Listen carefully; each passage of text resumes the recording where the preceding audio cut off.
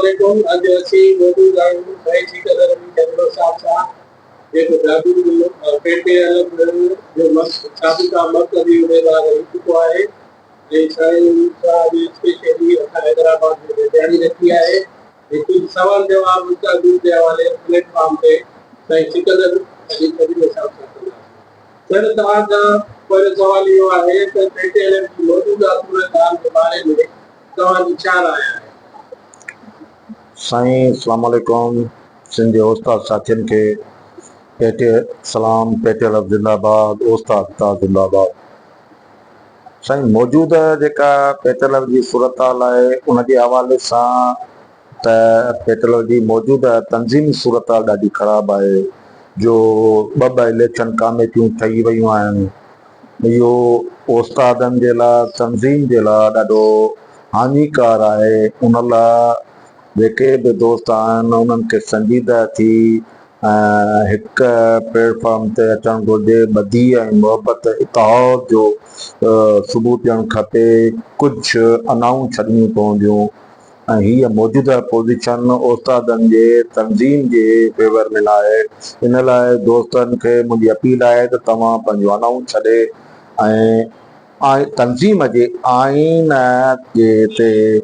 जे दायरे में फ़ैसिला कयो, तंज़ीम जे आइने में रही करे फ़ैसिला कयो, इदारनि में फ़ैसिला कयो, इदारनि खां ॿाहिरि निकिरी करे फ़ैसिला न कयो। छो त तंज़ीम जा इदारा मौजूदु आहिनि ऐं तंज़ीम जो आइन मौजूदु आहे।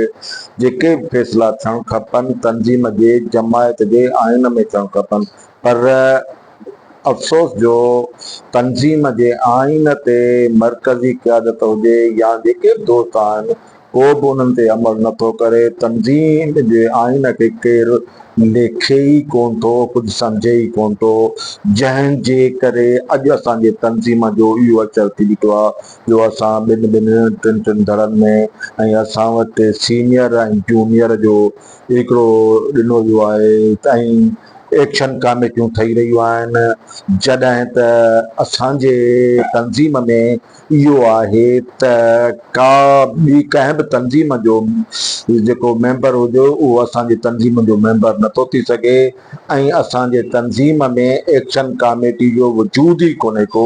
जेके दोस्त एक्शन कमेटियुनि जा उहिदेदार सॾाइनि था उहे तंज़ीम उन्हनि ते आइनी तौरु अमल थियणु खपे त उहे एक्शन कमेटियूं ते न ठहणु खपनि। हा, एक्शन कमेटी तॾहिं ठहंदी आहे, सिर्फ़ु उहा तहरीक दौरान ठहंदी आहे।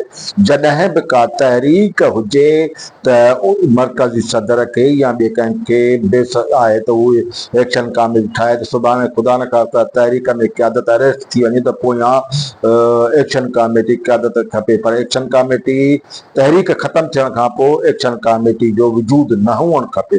पर काफ़ी ज़िलनि में या काफ़ी दोस्त पाण खे एक्शन कमेटी जा चेयरमैन सॾाए रहिया आहिनि या एक्शन कमेटियूं सॾाए रहिया कमु करे रहियूं आहिनि। इहे न हुअणु खपे। जेकॾहिं असांजी मरकज़ी क़यादत तंज़ीम जे आइन ते अमल करे त इहे सभु मसइला हल थी सघंदा।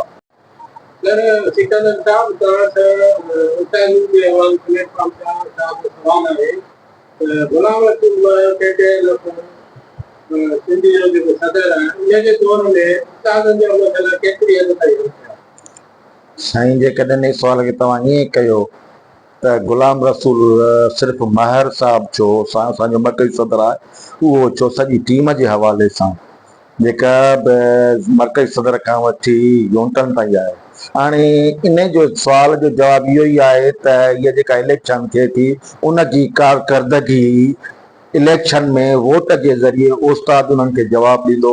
जेकॾहिं उहो इलेक्शन दोस्तनि जी का कारकर्दगी बहितर हूंदी त उस्ताद वोट में पाण ई ॿुधाईंदो त हिन जी कारकर्दगी केतिरी आहे। इहो सुवाल जो इहो ई जवाबु आहे त इलेक्शन खे ऐं इलेक्शन में हिननि जी कारकर्दगी जो जवाबु पाण ई मिली वेंदो वोट जे ज़रिए। सिकंदर साहब तव्हांखां हिकिड़ो सवाल इहो आहे त पेटेल जे मक़सद खां जेका उस्तादनि जी मेंबरशिप मुअतल कई वई आहे, ख़तमु कई वई आहे, उन जे बारे में तव्हांजो छा राय आहे?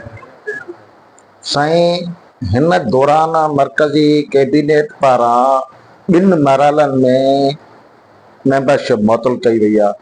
पहिरियां साल खनि अॻु में या 6 महीना अॻु में 10-12 दोस्तनि उस्तादनि जी मुख़्तलिफ़ ज़िलनि मां उन्हनि जी मेंबरशिप मुअतल कई वई हुई ॿी हाणे जेका 30 मई ते 2024 ते नवाबशाह में मुअतल कई वई आहे।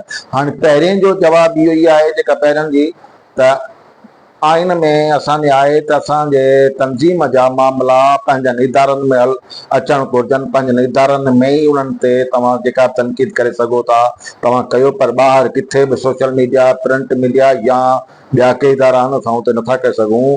ऐं उन हवाले जे करे असां उन पॉइंट खां ऐं ॿियो मर्कज़ी सदर खे मर्कज़ी इहे सवाबी जी इख्तियारात आहिनि त कंहिंजी बि सिफारिश खां बग़ैर बि कंहिंजी मेंबरशिप मुअतल करे सघे थो। पर हिते यारी दोस्ती ते किन जी मेंबरशिप मुअतल थिए थी, किन जी नथी थिए, तो इहा न थियणु खपे। बाक़ी जेके हाणे मेंबरशिप मुअतल थी आहे, जेतिरे क़दुरु मूंखे ॼाण आहे त मर्कज़ी इलेक्शन कमेटी चूंडण खां पोइ कंहिंजी मेंबरशिप मुअतल नथी करे सघे। खां पोइ मर्कज़ी इलेक्शन कमेटी जॾहिं चूंडिजी आई त कंहिंखे बि मेंबरशिप मुअतल करण जा इख्तियारात न आहिनि। इवन मर्कज़ी इलेक्शन कमेटी खे बि इख्तियारात न आहिनि त कंहिंजी मेंबरशिप मुअतल करे।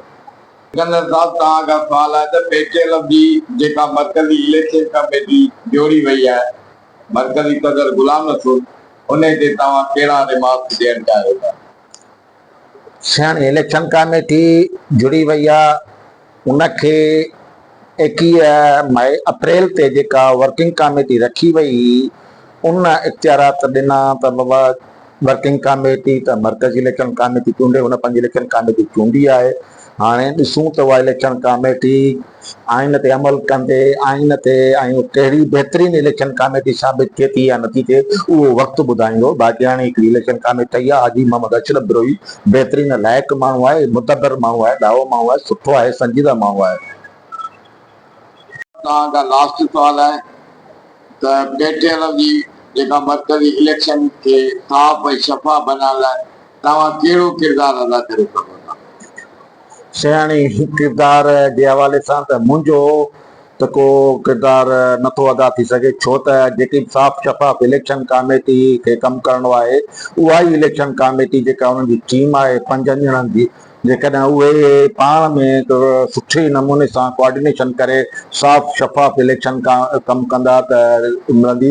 ऐं सिंध जे उस्ताद जूं इलेक्शन इहे उमेदूं आहिनि त इलेक्शन कमेटी साफ़ शफ़ाफ़ इलेक्शन कराए ऐं आइन जे में ते फ़ैसिला करे, ईअं न थिए जो माज़ी जहिड़ा के मिसाल पैदा थियनि ऐं तंज़ीम वरी कॾहिं कंहिं फॾे में अची वञे। हिन इलेक्शन कमेटी मां इहा उमेद उस्ताद रखियो वेठो आहे त सुठा फ़ैसिला कंदी ऐं साफ़ शफ़ाफ़ इलेक्शन कंदी।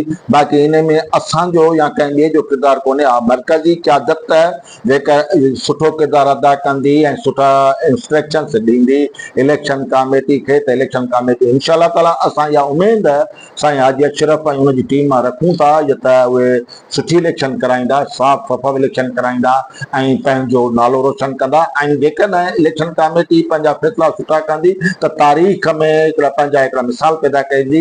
जीअं साईं मोहम्मद छुटल मल्हाह जा तारीख़ में मिसाल आहिनि त हुन बहितरीन इलेक्शनूं करायूं आहिनि, ईअं ई असां हिननि मां बि उमेद रखूं था। जो साईं सिकंदर असांखे टाइम ॾिनो, इन सां असांजो प्रोग्राम गुज़ारियो।